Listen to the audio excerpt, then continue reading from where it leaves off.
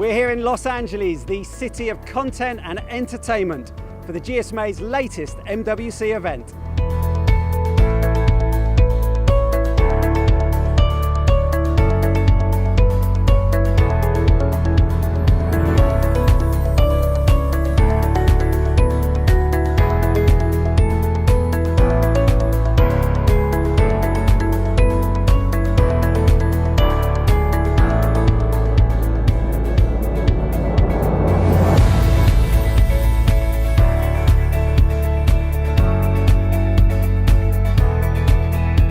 The show kicked off this morning with the city's mayor heralding Los Angeles as the country's digital leader.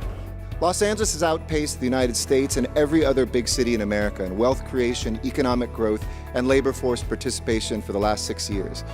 You know us probably as the creative capital of the world. Beyond entertainment, the message from GSMA Director General Matt Granrid was on mobile's role in the climate change battle. Not only is this event and every GSMA event carbon neutral, but last month at the United Nations in New York, we announced that more than 50 mobile operators with around 2/3 of the world's connections, including these great companies across the Americas, are now disclosing their climate impact via CDP, the Carbon Disclosure Project. This was a point also touched on by Orange Group's CEO and GSMA Chairman Stefan Richard, who outlined 3 big industry challenges. Our first challenge is the loss of trust in global supply chains. Our second challenge is the loss of trust in the protection of our digital life. Our third challenge, certainly not the least, is the loss of trust in businesses' ability to deliver sustainable growth for all. CTIA President and CEO Meredith Atwell-Baker was joined on stage by 2 big hitters.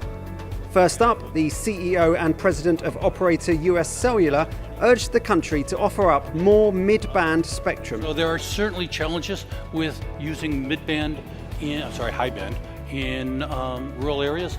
We need mid-band. We need a lot of it, and we need it as soon as possible. Why? Because we'll just never get the coverage out of millimeter that we need if we're really going to try to cover vast areas of this country. But in large areas, we need mid-band, and we need it as fast as we can get it. And FCC Chairman Ajit Pai zoned in on the controversial topic of security for 5G.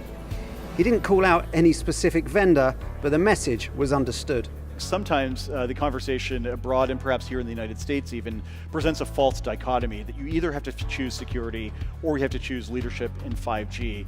And the argument I use in counterpoint is simply to say, look at the US experience. Using those trusted vendors, our carriers are deploying 5G technologies today, leading the world in the deployment of small cells, the development of these services. So we think we can hit that sweet spot of security as well as deployment. And that's, I think, a message that has resonated largely around the world as other countries look to piggyback off that successful model. Closing the keynote, the CEO of entertainment company Viacom stated that the time is now to partner to grow premium mobile video. Mobile is playing a part in the disruption of the entertainment industry that has its spiritual home in this very city.